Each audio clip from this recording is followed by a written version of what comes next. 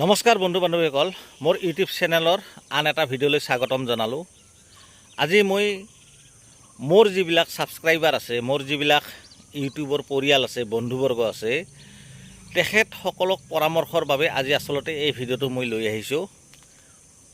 কাৰণ মই কিছুমান পৰামৰ্শ আপোনালোকক দিলে আপোনালোকে মোৰ পৰামৰ্শ মতে আপোনালোকে কামবিলাক কৰিলে নিশ্চয় উপকৃত হ'ব। এইটো এটা মোৰ মনৰ ভাৱ। কাৰণ চাওক, মোক বহুত বন্ধুৱে ফোন কৰিও সোধে আৰু বহুতে মোক হোৱাটছআপত মেছেজ কৰিও মোৰ পৰা জানিব বিচাৰে। বিশেষকৈ উজনি অসমৰ ফালে, আপাৰ আসামৰ ফালে বহুত মোৰ খেতিয়ক বন্ধু আছে। তেওঁলোকে যিটো শালি ধানৰ মতা ধানৰ বীজতকৈ তেখেতসকলে মিহি ধানৰ বীজৰ খেতি কৰিয়ে বেছি ভাল পায়। মই আপোনালোকক এটা পৰামৰ্শ দিব খুজিছোঁ, আৰু মোৰ পৰামৰ্শ মতে যদি আপোনালোকে কামবিলাক কৰে নিশ্চয় আপোনালোকে লাভৱান হ'ব। এতিয়া আপোনালোকে মোৰ পৰামৰ্শটো মানে নামানে ক'বলগীয়া নাই, কাৰণ যিহেতু মোৰ কৰ্তব্য, যিহেতু মোৰ ইউটিউব ফেমিলিৰ মানুহ, গতিকে মই এটা ভাল পৰামৰ্শ যদি দিওঁ, যদি আপোনালোকে মানিল নামানিলে নাই, মোৰ ক'বলগীয়া নাই। মই আপোনালোকক এটা কথাই ক'ব খুজিছোঁ, বিশেষকৈ আপাৰ আসামৰ ফালে আপোনালোকে প্ৰায় লাহি ধানৰ খেতি কৰে। লাহি ধান মানে মিহি ধান। এই মিহি ধানৰ খেতিবিলাক যে কৰে, বিশেষকৈ শালি ছিজনত, আপোনালোকেতো যিহেতু বড়ো খেতি নকৰেই, বছৰত এবাৰে খেতি কৰে, যিহেতু শালি খেতি কৰে। মই আপোনালোকক এটা পৰামৰ্শ দিব খুজিছোঁ, কাৰণ আপোনালোকে প্ৰায় মোক ফোন কৰিয়ে হওক বা মেছেঞ্জাৰত বা হোৱাটছআপত মেছেজ কৰি হওক আপোনালোকে মোক প্ৰায় লাহি ধানৰ কথা কৈ থাকে। আচলতে মই ক'ব খুজিছোঁ কি, আপোনালোকে লাহি ধান ৰোপণ কৰক। লাহি ধান আপোনালোকে মিহি ধানবিলাক আপোনালোকে ৰুৱক, ক'ব লগা নাই। কিন্তু আপোনালোকে সদায় এটা কথা মনত ৰাখিব, লাহি ধানত কৰি মতা ধানটোৰ উৎপাদন বেছি। উৎপাদন এই কাৰণে বেছি, মতা ধানটোৰ চাউলটো ডাঙৰ হয়, যাৰ কাৰণে ৱেট বেছি হয়, ওজন বেছি হয়, গতিকে সেইকাৰণে উৎপাদন বেছি।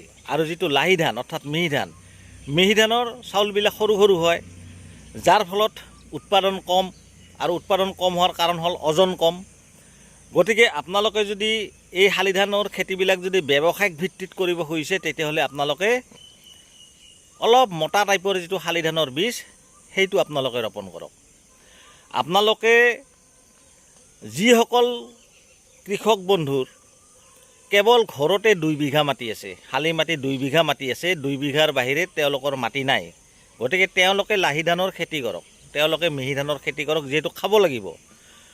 যদি আপোনালোকৰ 1 বিঘা বা 2 বিঘাতকৈ যদি আপোনালোকৰ বেছি মাটি থাকে, 5 বিঘা, 10 বিঘা, 50 বিঘা যদি মাটি থাকে, আপোনালোকে খোৱাৰ কাৰণে, ভাতটো নিজে খোৱাৰ কাৰণে আপোনালোকে লাহি ধানৰ খেতি 2 বিঘা মাটি কৰক বা 3 বিঘা মাটি কৰক।